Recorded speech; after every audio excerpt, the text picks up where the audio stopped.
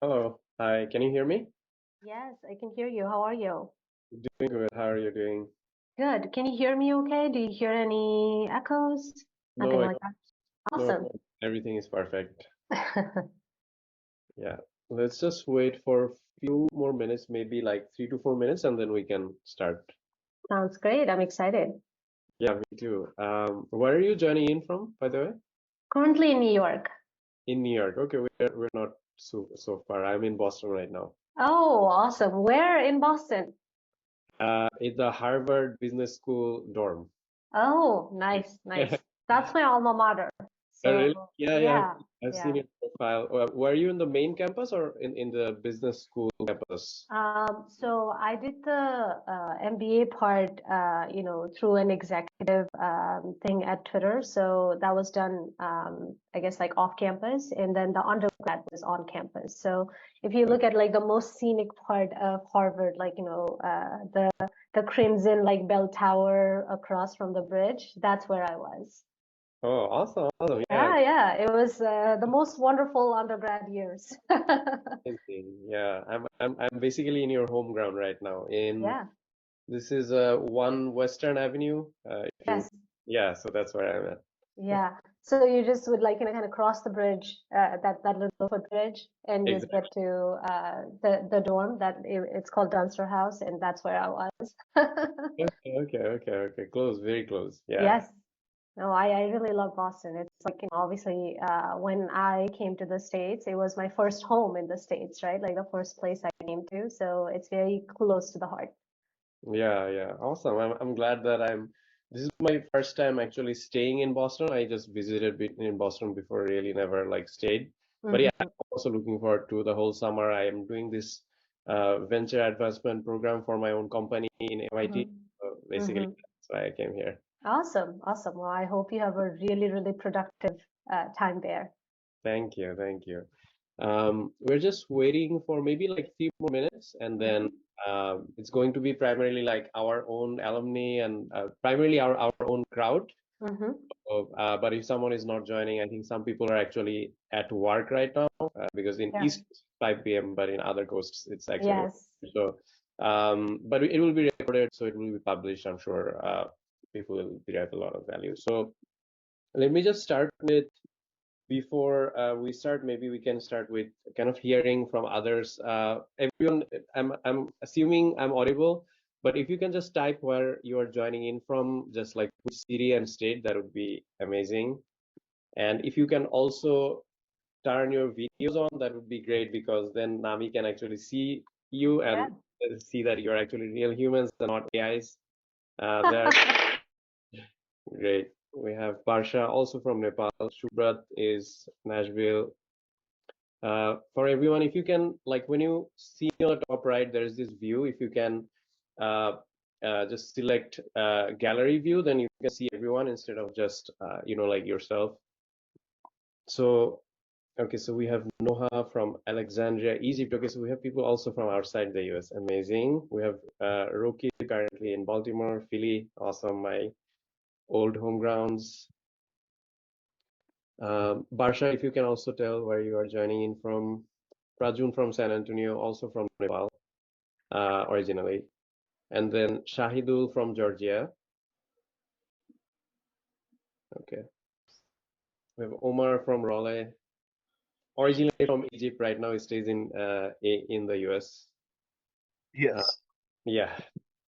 If you can all turn your videos on, that would be amazing. Just for the first part, and then you can turn it off when just to basically just for Nami to see that we are all real humans. It's difficult these days to see what's human and what's not.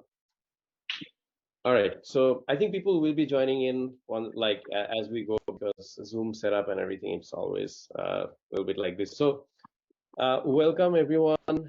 Just setting some house rules here. Whenever you're joining, just let's use the chat primarily. Tell us which city or state you're joining in from. Uh, I will be picking all the questions. Like if you can just type any questions you have, I will be making sure that we're using the last 15 minutes for any kind of Q&As we have towards Nami. We have Mahi from NYC, Zunaid from Toronto, Canada. We have Rubaiyat from New Jersey. So a lot of people from the East Coast. All right. So uh, for those who knows Algorithm, probably doesn't need introduction, but for those who don't, Algorithm is a career bootcamp for immigrants in the US. We help immigrants to land their first job and secure their stay in the US. Many of the graduates we have are actually also thinking of utilizing entrepreneurship as their path towards immigration, and some of them are just interested in starting their businesses. So this is why I think that Nami, you're the perfect for us. So I'll just give a quick introduction of Nami, and then I'll pass the ball to Nami to if I hope that I'm not butchering the introduction, but I'll just I'll just go with the introduction from what I understood myself. So Nami is an extraordinary immigrant originally from Nepal. I'll tell you why she's so extraordinary. So she is the founder and CEO of Niural.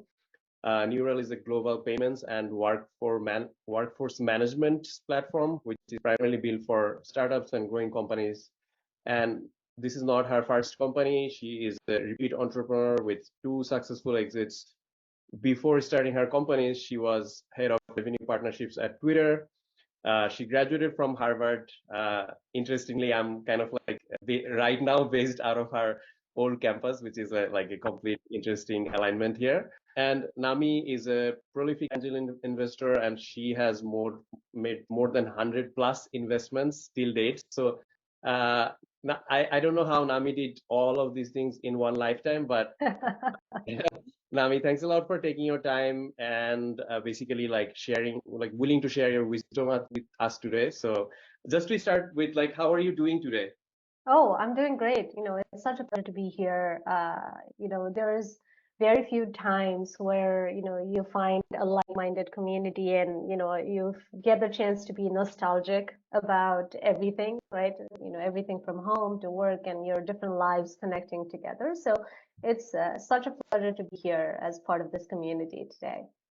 Yeah, thank you. And I think our community will also hugely benefit from your wisdom. Our community is not primarily founder focused. It's more like entry level, the entry level Yeah, struggles yeah. when it comes.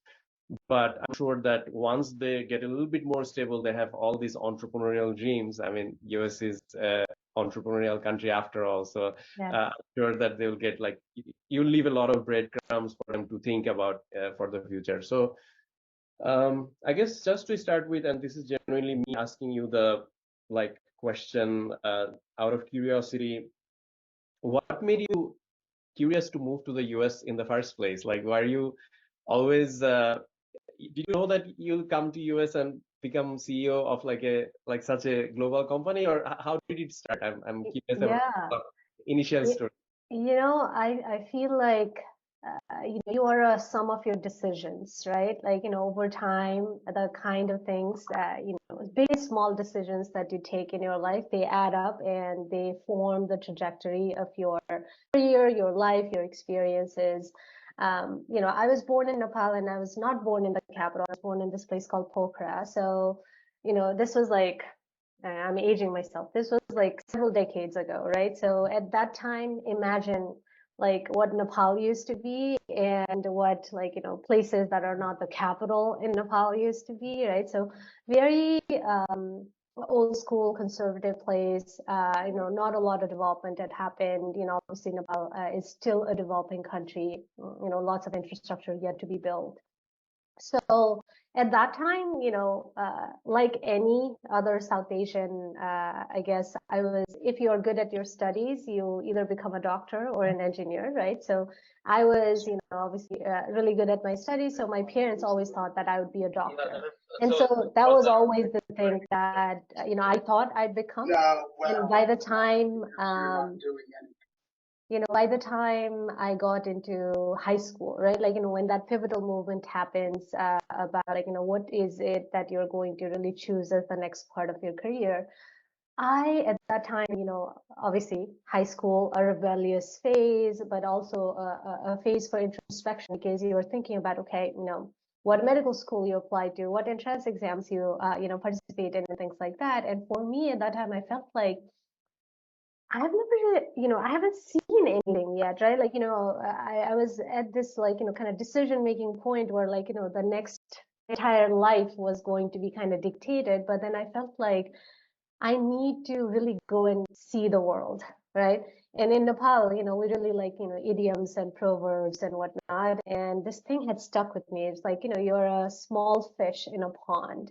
But I was aching to go out and see the ocean, and like in almost in literal terms, because Nepal is a landlocked country. So I'd never really seen the ocean before, but figuratively, metaphorically, it was like, I felt like I needed to get out of my hometown. I hadn't really seen anything. Like prior to that, I'd never been on a plane before. As a girl in a pretty conservative town, like, I hadn't even been anywhere outside of my town, right? So I felt like I had to kind of broaden my horizons, and I was, really kind of interested in seeing the world. So at that point, I realized that, you know what, I'm not gonna go to medical school. If I'm going to study medicine, I'm going to actually go abroad and do it. So initially, when I started applying to colleges, it was when I was in high school. That was when I thought, okay, I'm going to go abroad. And if you're going abroad for studying, you have to obviously make sure that you get access to scholarships. My parents obviously didn't have the means to, send me to US or any other country and like, pay out of pocket. So I had to find places that could provide me full scholarship. And obviously US is one of those places where, provided that you get into really good schools, like financial aid can be amazing here, right?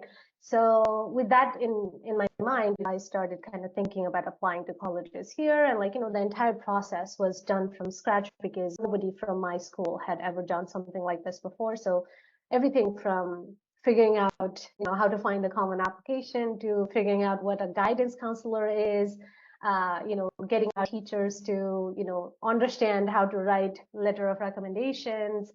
All of that was done from scratch. So I feel like I've been a first mover in all of these many different things. And that phrase, like the first one through the wall is always the bloodied one.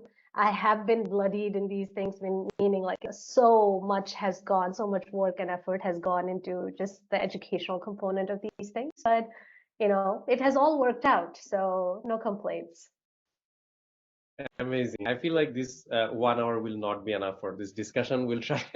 There are so many threads right now. I have like firing, um, and I'll just go for it. So basically, first of all, although I'm not from Nepal, we have so many alumni based out of Nepal. Through them, I actually saw Nepal. We have also a lot of people from Pokhara. Interestingly, it's not the capital, but it's actually very pretty from what I've seen in the pictures. Never visited yet. Um, and coming to the first mover, I can completely relate because I'm the first person also in my entire family from mom and dad side who came to the US first time. So I know how bloody it can get. So like it's great that you it's interesting that you say that you have never been on a plane and you wanted to be near the ocean, and now you are actually like you're close to the ocean now. You have near Yes, yes, land. I am. Yeah, I guess like literally that dream came true.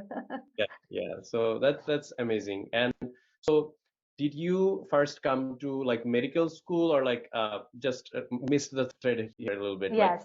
hmm, So at that time, like, I was really just thinking about, I'm going to study medicine and I'm gonna become a doctor here. So I applied to obviously colleges, and I got into Harvard.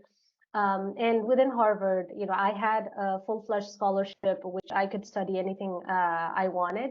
But I also got a special opportunity to be a part of Harvard Medical School, one of the most esteemed ovarian cancer researchers at Harvard Medical School. And so alongside my scholarship, I had also gotten that opportunity to be a part of the lab.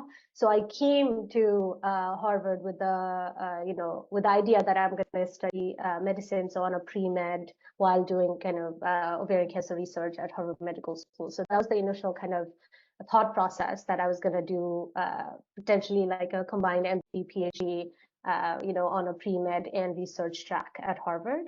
But when I came actually to the US, it was a very interesting moment in time, right? Like, these days I feel like, it was a very historical moment when I came to the States. It was 2008. And at that time, literally, I came to Boston in 2008 August, right? That Yeah. November was election, right? So John McCain versus Obama, like, this huge wave of change happening in the US, right? But then at the same time, it was the year of the great financial crisis, right?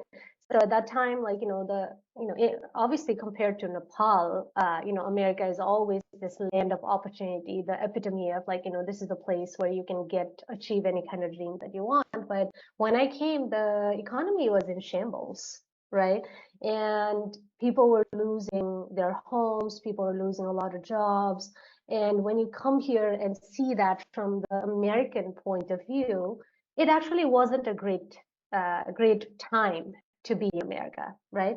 And that made me think so much about like, how does an economic superpower like this, right? Like, a country that is so powerful, has the means, and like, has a lot more education per capita, has a lot of, GDP and like all of those things.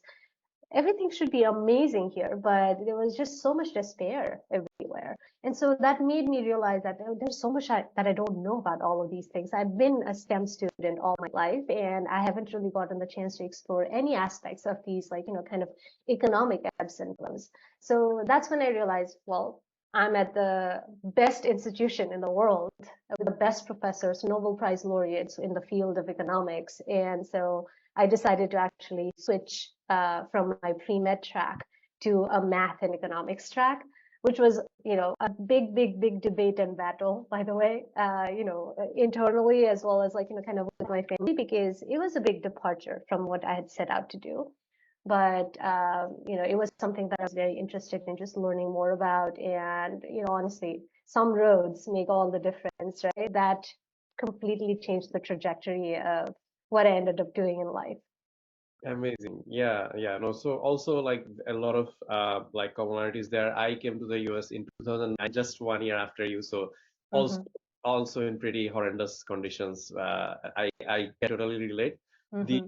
one interesting point you mentioned here is that when we are coming from abroad, like especially from developing countries, like I had a like very different view of whole US because I grew up watching, I mean like everyone watching Hollywood movies and thinking that okay, like like Spider-Man is from here, like all the dreams are basically from US, but it doesn't paint a good picture of what is happening inside.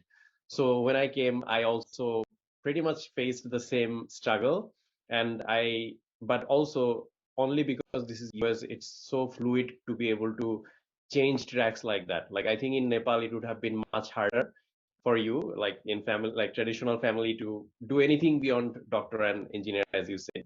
If you are smart, you just do that. So amazing. So you basically switched. You realized there is a big gap, and then switched. And um, how did you basically like, so after graduation, did you like, can you walk us through like what happened after your graduation from Harvard? Yeah, so I at that time, like most of my graduating class was either going into investment banking or consulting. So I ended up just like kind of following the same track, right? So I Mhm. became an investment banker, started working on Wall Street. And the one lucky thing that I have, life is a series of like hard work plus luck, right? One lucky thing that I had was I got the H-1B lottery, like the very first try. So which means, right, like, I had changed from my pre-med track to math and economics, and math at that time was still not considered STEM. Like, I think it changed a little bit later, but that means I had only 1 year of OPT, right? So it was either that or go back, right? And so, obviously I had my employers were, very willing to apply for H-1B. And then, I got the H-1B visa from the very first lottery itself. So that's something that, I just praise God for. Um, and then, so after I got the H-1B, I did work in Wall Street for some time, but then I felt like investment banking itself was so much stagnated, right? Because remember, this is after the financial crisis. Financial services is not the same anymore, right? Like it's not the same heyday. And there's just so much more innovation happening elsewhere that I felt like I needed to be at the forefront of it. Like, this concept of being the first mover and first through the wall always kind of it stays with me. So I ended up actually joining a tech company, which was a startup that had zero revenue at the time, right? And that was, by the way, one of the most riskiest bets I had taken. I had a really well-paying, secure investment banking job. I had got an H-1B. I was on track to, obviously for them to apply, green card through that job. But then, I saw this opportunity at this tech startup, and I was, I felt so compelled by that mission and vision, and I felt like I could contribute to it. So I joined that company as the first, like, kind of non-founding product manager. And it was a huge leap of faith because that company could have gone under and I'd have been like back on a plane in Nepal. But that didn't happen because I think I chose wisely, right? Because you have to take risk, but you have to take calculated risk. And when I looked at that company, I saw, obviously an amazing technology, great, kind of team, as well as great investors, and just a lot of faith in how that we'd be able to build something amazing together. So that company ended up being a rocket ship. Like, I joined when it was zero revenue. I was tasked with building a product that could actually generate revenue. We started generating revenue and went from zero to $100 million in 7 months in revenue, right? Like, that's how fast the trajectory was. And then the company got acquired by Twitter.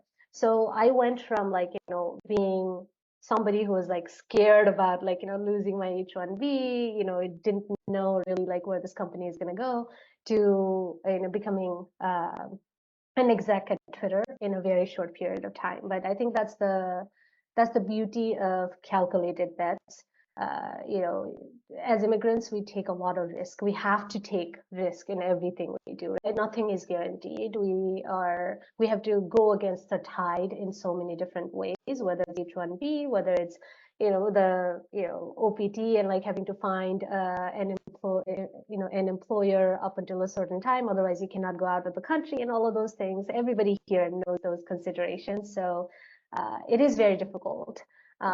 But at the same time, I think you need to make sure that you are taking some amount of risk in your life in terms of calculated bets, so that you can actually move faster. Don't let, like, your immigrant status stop you.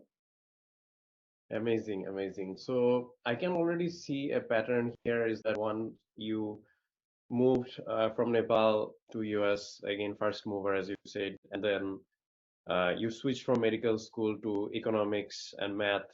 Again, another, like, this is not one time you're taking this calculated risk. It's kind of built into your fundamental design.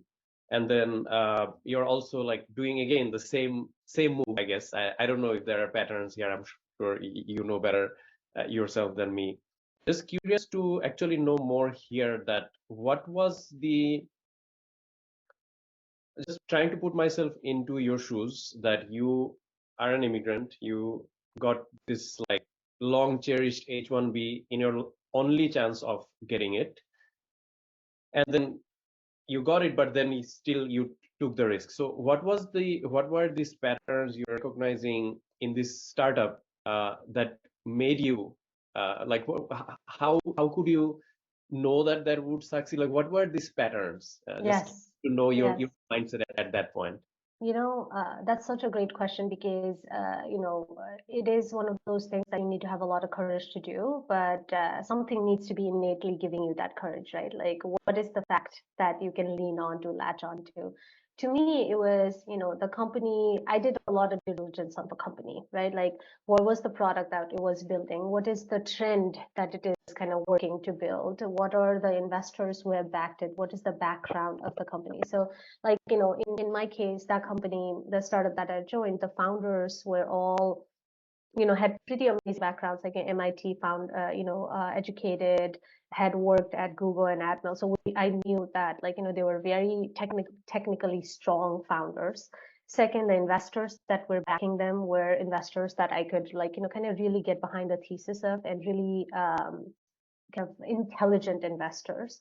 Third, and I think this is the most important, is like, what was the company building at that time? The company at that time that I left Wall Street for, that startup, was right after the Apple had announced the App Store, like all of these apps had started being built, but like it's very similar to the AI movement right now, right? Like there's a lot of AI companies being built. At that time, a lot of mobile apps were being built, but there was really no monetization mechanism for those apps. So all you could get was like either really expensive apps that you had to pay a lot of money for, or just like really crappy apps that you would that had no chance of succeeding.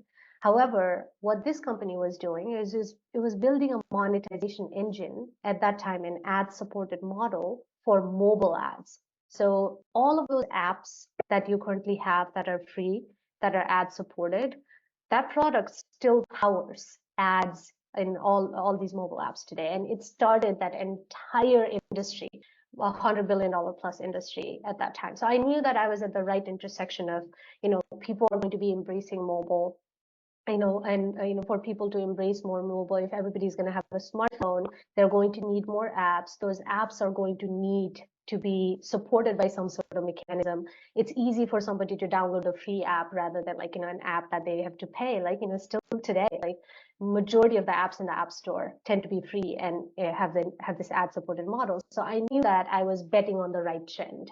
It was more of a concept of timing, right? Like, are they going to be successful before my H-1B runs out?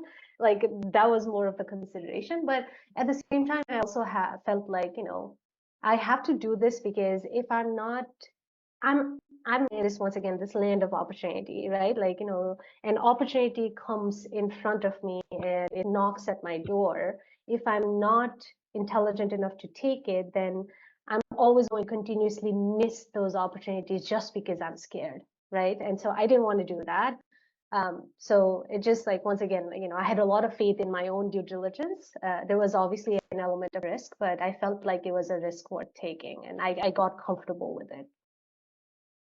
Yeah, there is some incredible wisdom here, and also like I can see that like all these decisions you're making, like moving to economics, working in this, like overall just understanding the fundamentals of money and investment in your Wall Street job. All these things were kind of working as a lens for you to do these calculations in these calculated risks. Like very interesting on how you are just going through these experiences and your operating system is upgrading as you go through it, which helps you decide. And also the network, like you studied in Harvard, and so obviously the Boston, overall this entire community or network is inherently also giving you more connections and lens. So like all these are basically probably playing parts into this decision making. But very interesting wisdom also for me, just as a reminder for me, and also like everyone who is listening, is that like normally like immigrants like shed so much like blood, let's say, for being the first movers. I think after doing it, they become a little bit fatigued and tired, and they just want to have a safe job with like the most safest visa status. But you are actually a very good reminder as and an example that it's important to also remember that we are coming from a different country. We already took the biggest risk, and it's like doing this next calculated risk can actually give you like massive rewards. So just for the audiences, I know that you might have some questions. Yes, I also, Nami's story is amazing. AppV, it's amazing and inspiring. I'm just reading the comments. So we'll all fanboy here for fangirl here for next half an hour, Nami. So don't get tired. So guys, this is also a good like way to connect with each other. So feel free to just drop your LinkedIn just to connect with your like whoever is participating here, and again ask any questions you have about starting your own company or anything. So feel free to do that. I'll just go to Nami with my I guess like question. So this got acquired by Twitter, and then you went to a pretty senior position in Twitter. And which year was it? Like when did this transition happen? Yeah, so Twitter acquired us 2013. Twitter then had its IPO, and then I stayed at Twitter until 2017.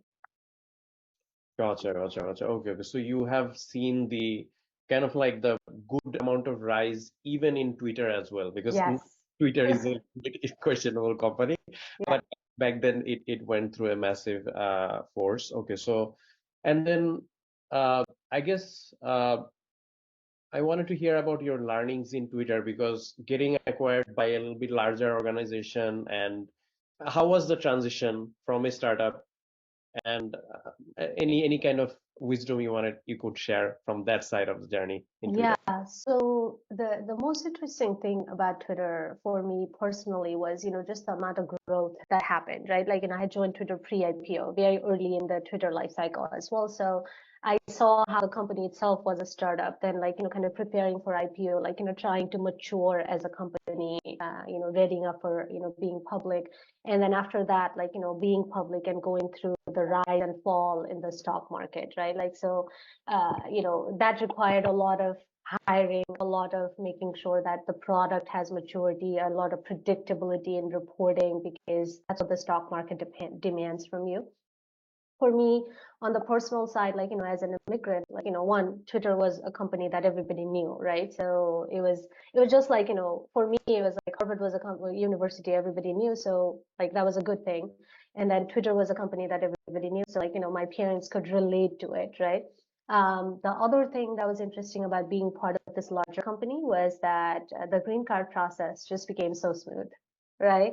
So I got my green card through employer sponsorship, and the best thing about Twitter for me on the visa side was that I didn't even have to ask, right? Which is a struggle, right? Like, there's so many people, so many friends that I know, even other family members that I know who have gone through so much struggle because their employers are not willing to sponsor them for H-1B, or don't understand the process, or don't understand how the green card, sponsorship works, and just are not willing to do it, right? And so immigrants tend to have to go through this like this process of trying to find willing sponsors and being tied to their employer for too long.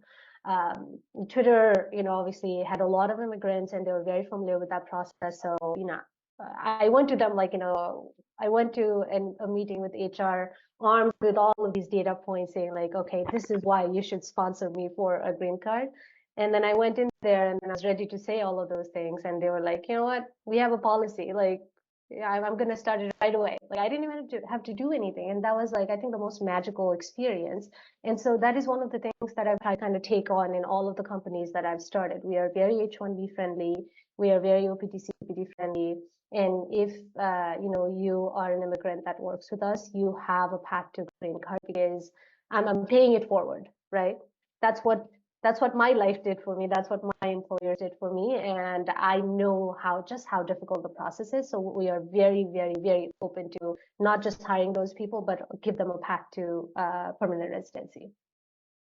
Amazing. Yeah, no, I think I agree with you that the big tech companies are actually kind of like a little bit better than the smaller companies, startups or SMBs on this aspect. But thank you for like again, like you are genuinely like a gift for the immigrants, that not only that you have gone through this thing, but you're also making it easier. And hopefully like through your influence, more and more other CEOs of other big companies or startups can also be more immigrant friendly, because obviously Yes, are yes, are absolutely. And it's one of those things that, like, today Neural does, it does global payroll and compliance, right? And one of the things that we enable is something called an employer of record. So even if you are, let's say, a startup that has, somebody on your team who is amazing, right? And you want to sponsor them for a green card, or you want them to be on an H-1B, but you are not familiar with the process, we actually have our employer of record model in which like we would take on all of those tasks and enable that path for your employees, right? So that's just one of the ways, like, because of my own lived experience, I'm very familiar with this process, which I think is a superpower, because these days, like, a lot of really high density talent and intellect lives within the immigrant community, and more employers are willing to do so. They just don't have the know-how of how to do it, right? So companies like Neural exist. Among other things, we also help companies with visas and employer of record related things, so that they can assist their really precious employees with that kind of transition. Amazing. I guess like this is a great transition to hear about your neural journey, like because I would love to hear more about also like what made you start this company. Like you are in a pretty good position. You got your green card in through Twitter, and then you're in Twitter in a pretty good position as well. Like what made did you get bored again? And like Yeah. Yes, yes, yeah. absolutely. It felt very stagnated after a while. I mean, as anybody can see from my personality, I'm a knowledge seeker. I thrive when I'm learning things, and when I thrive when I'm doing new things. And so after doing that for like, 7 or so years, the same thing day in and day out, it was just, I'd been there and done everything that I think were the great opportunities at Twitter. So I also felt like, it just wasn't the best use of my time and I could be doing something better. Twitter itself was kind of undergoing an interesting cultural change at that time as well, which is why I think it has, kind of transformed so much, and why, Elon bought it, and why he like, kind of changed a lot of things around. I think it was ripe for that change, but I think it was also the reason people like me who had this like, kind of knack for momentum and growth were leaving because Twitter felt so stagnated at that time. So for me, like, I knew that, it was going to be another company that I'm going to start. And in 2017, I left Twitter to start Harvest, my last company, which was, I guess, a pre-ChatGPT, pre-Transformers. We built one of the original AI super agents in finance. And that company was all about helping consumers negotiate their debt, right? So you have an overdraft fee. We had an entire AI chatbot that would negotiate your overdraft fees, credit card charges, mortgage rates on your behalf with your financial institution.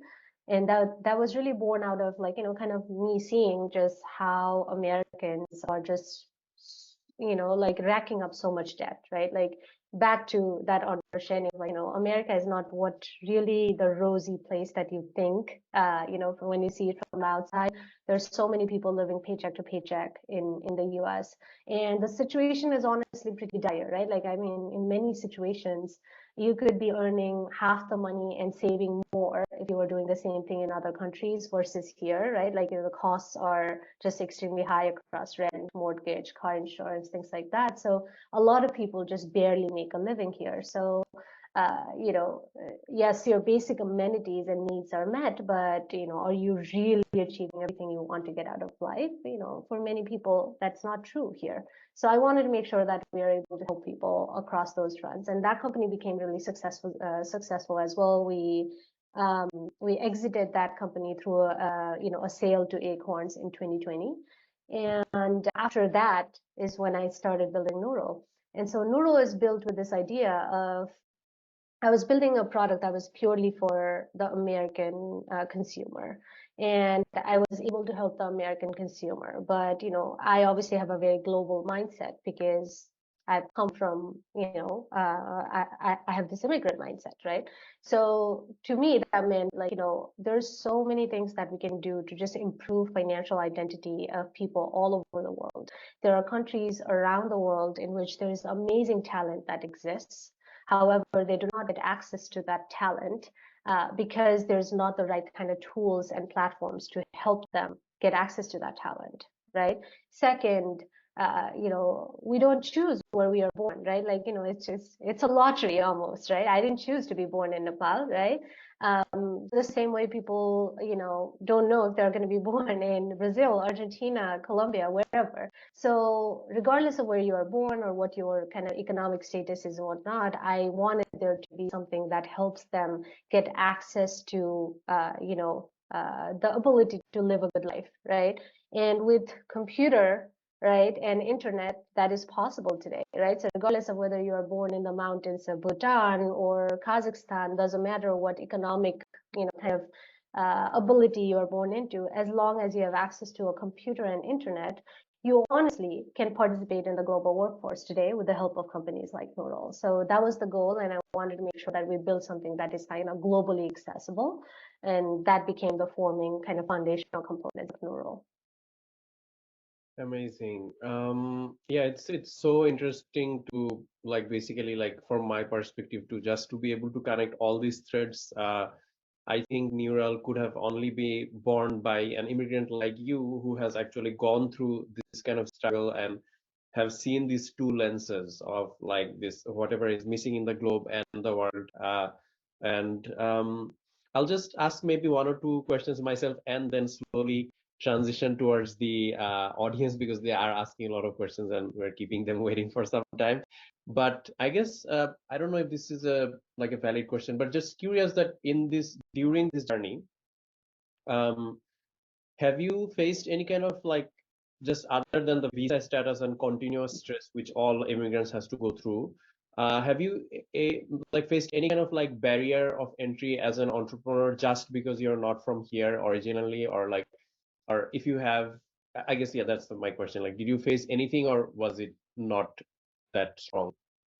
Oh, it absolutely exists, right? Like, I mean, I wouldn't call it discrimination, but I call it pattern matching, right? Like, any kind of in the entrepreneurial field, especially if you're in the venture-backed landscape, everybody's trying to predict the next Google, the next Nvidia, the next Apple, right?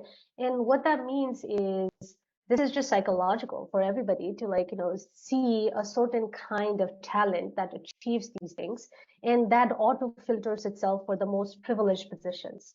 A certain color of your skin, a certain kind of upbringing, a certain kind of network, a certain kind of university, a certain kind of way you speak, right? And what your accent is, all of those things make up like a pattern, and they try to look for similar patterns, right? Like, so I know this person and this person has all of these traits and this person built like, $100 billion business. So you're always trying to find out, okay, who else can build another $100 billion business? That kind of pattern matching inherently leads to people looking very uniform. A lot of males, a lot of, privileged classes, people who were born here and things like that. So I think obviously, as immigrants, we have to kind of go against that tide of pattern recognition, which means you're going to have to do more conversations, more pitches, get more rejections and all of those things. But luckily, as immigrants, we are all like sort of used to that, right? Like we're very resilient in those cases. And so I didn't really like, kind of feel the impact of it much because frankly, I was expecting it, right? If I had not expected it, if I had not adjusted my expectations accordingly, then I think it would have been like, oh my God, there was so much discrimination, there's this and that, right? I just knew that it was going to be part of the process. And there's no other way, honestly. Like, we can try to change the world however much we want, but ultimately you have to learn how to play the game, right? And for me, learning how to play the game was connecting with as many people as I could so that they could actually see the talent and the skill and go beyond the color of the skin or go beyond my gender, right? So that they could actually see the trend in which I had, kind of, done the things that I had done at Twitter, done the things that I had done at my previous company, that they could, go beyond the superficial. So, I mean, I think it just is one of those things that we can't control how other people think, but we can control how we act against that. And for me, it was just, it just meant me being willing to do more conversations than, probably a white male counterpart would. But I wouldn't necessarily call it, discriminatory. It's just pattern matching. Yeah, yeah, no, this is so awesome. And Nami, I do have a request to you. You have to write a book if you have not done. It's like a Thank requirement. you. I have not found enough time, honestly. I do want to because, I love books. I've always loved reading. I think it would be interesting to just, if my story is helpful to others, why not, right? Yeah, yeah, and the point you just mentioned is that yeah, like this, like being rejection proof, like you are basically like rejection proof already because you have gone through so much struggle yourself, and you're a first mover in all these different. It's your life is just basically like going through rejections and pushing through them. So going through another one is not that like yeah, like that's basically the mindset you follow. And another thing I also I'm realizing that is such a like massive gap that you are such genuinely and inspiring immigrants for everyone, like for me and everyone who is trying to start their business or make it in the US. not a lot of people, like even I didn't know you a few months ago, which is surprising. Like you are already creating so much value and you are such an like I feel like shit, like how many good massively inspiring immigrants I'm missing out on. And not only me, people who are just entering, who need this the most in the first couple of years. I feel like there is a massive gap between this, like as you said, pattern matching, or basically like not enough data of successful immigrants. If we had more role models or data, the machine would learn, and eventually there would be more entrepreneurs coming out of the immigrants. So that there needs more representation for sure, and I'm feeling the need of it just like in this call at this moment. You're absolutely right. You're absolutely right. So I guess we have a few more minutes. So I guess slowly let's go to the I do have some questions which I will ask in the like more in the end. These are more like Mhm. wrap-up type of questions, but let me go through the um like the questions which has been asked by the attendees. So all right, let me just, I hope that I'm going doing serially. I'm looking at the chat right now. Okay, if I'm missing anything out, guys, just feel free to re-add your question in the chat. So, all right. So this is the first question I'm seeing from Sheikh Srijan, and I'm just gonna read it verbatim. So, hi Nami, love the journey. I'm a new grad from Stanford, trying to build an AI marketing startup. I am curious what you look at very early products as an angel. How do angels look at investments differently from larger institutional funds? So that's Yes. So that's a great question. In terms of looking at any kind of investment, especially at a very, very early stage, all they're looking for is one, like, what's the team, right? Like, who am I backing? People, whether it's angels or, institutional investors are going to really, really look at beyond the product, right? They're going to look at who are the people building it, because most products go through a pivot and iteration, and they look very different from the initial version that they start with. So everybody looks for, does this team have the capability to go through an iterative process in which they can continuously figure out what is it that works and get to product market fit?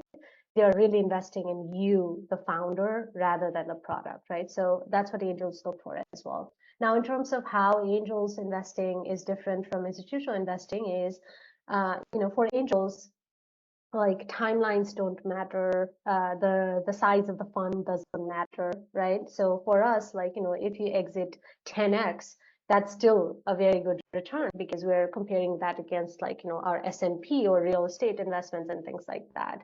However, for institutional investors, you really, really need to be getting a really good outcome for them to be able to make any money off of you at all, right? They need to actually return the fund, and then only they get to kind of keep the money, right? So for that reason, institutional investors are going to be looking for extremely massive, billion-dollar outcomes, versus angels, depending on the kind of angel investments they typically do, could run the gamut, right? That's why for something that could be like a lifestyle business, you could still find an angel, but you will not find an institutional investor investing in lifestyle businesses. Awesome. And actually, I have a follow-up question to this. Is there any like I mean, I guess like as an immigrant founder, what are the best resources or strategies to follow just to find more angels in general? Like what can someone normal immigrant do, because they're not originally from here, so they do not Yeah. have natural network. Yeah. So yeah. Yeah, so it's funny, but most of the information about these things are actually public, right? So if you go to Twitter and say list of active angels, or angels in San Francisco, or list of pre-seed funds in San Francisco, New York, whatever, there's a lot of Google Sheets that are floating around in which this information exists. Also, platforms like AngelList, right? Where they literally list out all of the different kind of angel groups, like syndicates that are actively investing. So there are those kinds of things that you can find. The third is by connecting to some of your alumni groups, right? Like, almost every alumni group of every large university tends to have some sort of angel investing syndicate or some sort of investing arm. So you can, like, Google those things and get access to it. Now, the best thing about angels versus institutional funds is with angels, you can reach out to them on LinkedIn or Twitter. You have a direct connection to them, so you do not have to necessarily wait for a warm intro. However, if you can find a warm intro, it's always better than just reaching out Yeah, cold. amazing, amazing. Actually, Sheikh has a follow-up question. Is that how do angels and VCs look at valuation differently compared to the institutional ones, I guess? Yeah, so I have a really interesting, I guess, thought process on that is like, your valuation needs to be guided by the company rather than the angels and, investors. However, for institutional investors as well as angels, for both of them, the lower the valuation, the better, right? So when it comes to valuations, there is a conflict of interest between what you want for the company versus what the angels or the investors want. However, the middle point is something that you feel is reasonable for you to take okay amount of dilution, somewhere between 15 to 30% at the pre-seed stage, and then after that, hopefully, it like kind of lowers down. It's more of a factor of dilution. How much money are you raising, and are you willing to give up somewhere between I'd say let's say 20% of the company for that amount, right? So when you're raising a $2 million valuation, you give up 20% of the company. How much do you raise? So that's the equation that you're going to have to figure out rather than thinking about what the angels want or the institutional investors want. Amazing. I will go with the next question here. So Rokib asked that, okay, so amazing journey. Could you please expand on EOR and how your company works with this process in regards to immigration? Yeah, so EOR is called employer of record. So employer of record basically means you could be working for, let's say, Google, but Google could come and work with Neural and make Neural the employer of record for a particular employee that they want us to do the visa or green card process for. Same thing, like let's say you are a US based company and let's say you do not have anybody, let's say you don't get the H-1B lottery, then you have to go back to Egypt, for example, right? Then your current company obviously does not have the ability to set up entities in Egypt or whatnot, and even if they have the ability to, they may not want to do that just for one person. But if they still want to accommodate you as an employee in Egypt, then they can come to Neural and say, hey, Neural, can I use Neural's entity to hire this person in Egypt? And then so Neural will actually hire you, and then we'll invoice your employer, we'll handle all of the administrative tasks while you'll still work your day-to-day for your current employer. So that's how the employer of record product works. Awesome, awesome. Yeah, I mean, this just realized during, I just realized during the call that actually Deal is probably your competitor right now because, Yes. yeah, okay, gotcha. Yes. Awesome. HRT is such a good space to be working on right now because of this massive global, like workforce getting connected to the internet. I just didn't know much, but amazing that Yeah. so many players are coming. Shaq has one question. Amazing life story. Did you go through an accelerator? How did you gather courage to go on building a startup? Great question. I did go through Techstars for my last company. And I do think it is, there's not that many accelerators that add value. So it has to be either YC or Techstars. Honestly, there's not that many other accelerators that can add value because most of the times the accelerator is helpful only because of the network, right? Your product, the way you work on a product is always going to, be present regardless of whether you go to the accelerator or not. But what the accelerator gives you is signaling, right? So in a sea of like thousands of startups, if an investor sees that, okay, this company has gotten into YC or gotten into Techstars, then they can already use that as a filter. It's just a filter mechanism like a SAT score or a certain GPA or what school you went to. It helps you kind of get picked from the pile, but ultimately, you'll only be successful if you yourself are going to work hard, right? But I do recommend accelerators to anybody that is starting out, provided it is the right accelerator. Amazing, amazing. So signaling, great point. Signal. Um, Nami, just so that we are mindful to your time, I think it was scheduled for an hour, but is it okay if we go like 10 or 15 minutes extra? Just I can go 5 minutes 5 extra. minutes. Okay, Yeah. so we will Mm-hmm. go real quick, and I have a few more questions also. So, Mm-hmm. all right, so we'll go through a quick rapid fire then. Yeah. Farsatul Adnan asked that if I want to become an entrepreneur, where do I start? Where can I get the resources and knowledge I need? Yes. You start by thinking about what you want to work on passionately for the next, like, let's say 5 years without a paycheck. Find something that you're very passionate about working on, even if nobody were to give you the money to build it, right? So if you find something like that, you'll figure out the rest of it. Awesome. I think Sheikh Shijun asked another question. Uh, Everyone tries to get into H-1B, but there are other immigrant visas like EB-1, O-1. Do you have any recommendations on hidden gems or maybe a primer on which visa is good? Mhm. Sheikh, I can also answer this. Like we can send you some resources later also. But Nami, if you have any hidden gem recommendations, feel free. Yeah, it's much more so about, like, what is the immediate opportunity that is available to you and what is the one that you'll qualify for, right? Like, EB1 is also great, right? Like, there's obviously investor related visas that give you access to a path to residency as well. So there's a bunch of different visas, and I think if you find the right one for you, either any of them would work. But as it's a function of, like, how much time is it going to take, and do you need to have somebody else that is sponsoring you for these things? What are the external dependencies on that visa? I think those are the things that need to be figured out. Awesome, awesome. So I'll go through two more questions and then I'll have a few more questions, but we'll make sure we're wrapping it up on time. So, Nami, another question. Nami, I'm Mahi, a software engineer currently in job market. Your journey as an immigrant is truly inspiring. I'm working on a couple of projects and aim to develop them in a marketplace application MVP and AI. It's in ideation stage. Any insights on attracting the first customers and networking with peers will be helpful. Yeah. So I would say if you're starting with a marketplace, start with one of the sites first. Don't try to solve both, because marketplace, for it to be a marketplace, you need to solve both supply and demand, right? Which is you're trying to solve two big problems at once.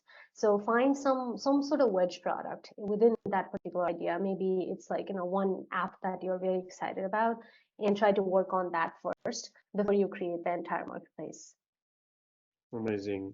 And question from Anmol Acharya. So, when starting a startup, what would you advise the best way to handle finances? What stage slash timeline of the product development should we look for investors if we run out of capital? So Mhm. that's the question. Yeah, no, that's a great question. That is the most important piece in, like, especially for immigrants who do not have, like, really kind of large funds, or, like, family backing them up, like, all of those things, right? Like, there's no cushion that many immigrants have.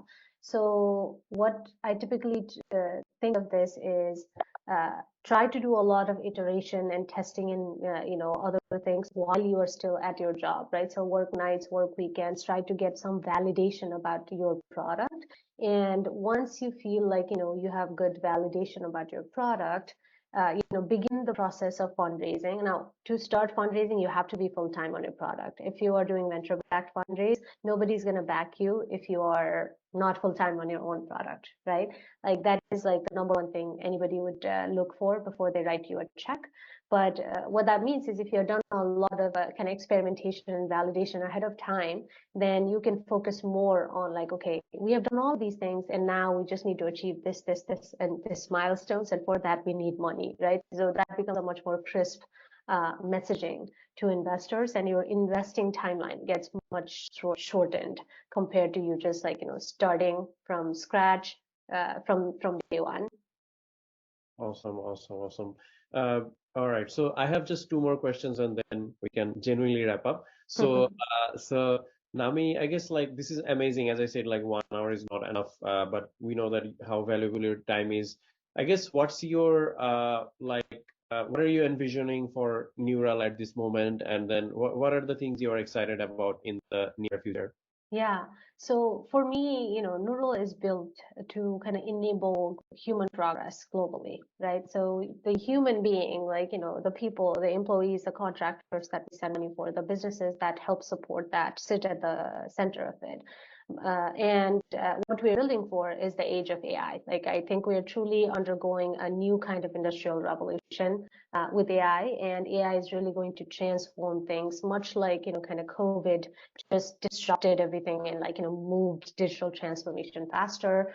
Much like the invention of electricity, I think it's going to really change the way we look at businesses. So I encourage everybody to think global when you are thinking about anything, and think about if you could build things with AI and you could build things without AI, lean on the products that, if by using AI, that is going to make the experience 10x, 100x better, then that's what you should be working on, because that's the inevitable next step.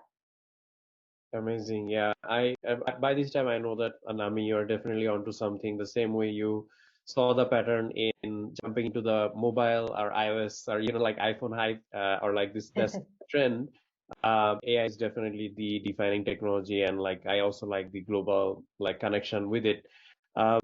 Just one question, and there is one guy, Roki, who is asking the question, but this brings to my last question, is that Roki is asking, like, considering your medical school experience and journey, would you be interested in being an advisor slash investor in a health tech slash biomedical startup or biomedical startups? And That's, yeah, no, that's a pretty kind of wide range of things, but yes, right? Like, what matters more than the industry is what are you building that is, like, kind of cool new insight that can really revolutionize that industry. So whether it's health tech, whether it's biotech, whether it's medical devices, it doesn't matter. Like, ultimately, the product doesn't matter as much as the founder and the founding team does. Because if it's the right bet on the person, then they will figure something out, right? Like, maybe the medical device company is going to become a chip manufacturer. Who knows where it's going to go, right? The good thing is that if you put the bet on the right person, they'll figure it out, right? So you need to have faith in that person that you're investing in. amazing. So, Nami, like again, thanks a lot for taking your valuable time and sharing so much wisdom. I have to personally reflect and also remember what are the major thread points, but like really, really insightful. I know that after this event, there will be a lot of people who are interested in just watching the recording later, or like come up with more questions, or just being in touch with you. I guess my question to you is that, do you have any advice for this like different stage of entrepreneurs we have in the call? And then do you have any blog or anything, like what is your preferred contact method? I mean, in whichever way or form. So I guess, Yeah. yeah, that's the Yeah. question. So, yeah, I'm absolutely accessible on Twitter, LinkedIn. You can find me on both platforms. And in terms of advice, to this group, like, you're always already kind of ahead of the curve by the fact that, like, you're thinking about these things. You're here as an immigrant. Like, we're already, kind of, you have already taken that leap, right? So what I would say is, don't think that the world is so limiting that you're not going to be able to overcome the obstacles that are put in front of you. I think you can always do more than you think you can. And so absolutely, like, make sure that, you know that you're capable of more. That'll be number one. And second, there's obviously, everybody wants, like, a kind of regular, steady path into life, right? Don't be afraid of experimenting or veering off, that straight path, because life is not always, this straight, right? It's like this. So sometimes you're going to have to take one step forward and two steps backward to be able to get to your ultimate outcome. Just do it with intent. Don't do it randomly. Don't take risks randomly, but you can take calculated risks. And also, the world has become a lot more distributed and global since I first came to America, right? So if for whatever reason, right, your dreams don't come true in America, don't think that it's the end of that dream or end of that journey, because I do think, especially with AI these days, you will be able to do so many things beyond geographical borders. So just know that you're capable of much more. Yeah, this is so amazing. Thank you again, Nami. I will be personally waiting for your book when it comes out. Then I am wishing you all the best on Neural becoming a massive global company, and I'll definitely will we would want to have you as another again as a guest speaker, just for more inspiration. And thanks a lot to all the participants also for asking all these insightful and like important questions. We'll be sending you the recording and a follow-up form for any kind of future requests for any kind of events. But again, thanks a lot for joining everyone. And Nami, thank you again for taking your valuable time.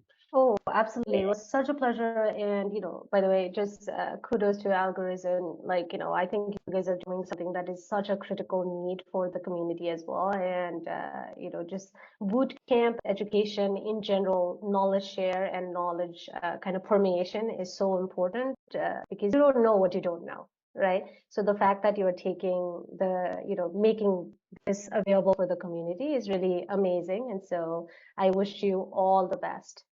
Thank you, Nami. Yeah, thanks a lot again, and take care and have a good rest of the day. Sounds good. Thank you, everybody. Bye. Take care. Bye.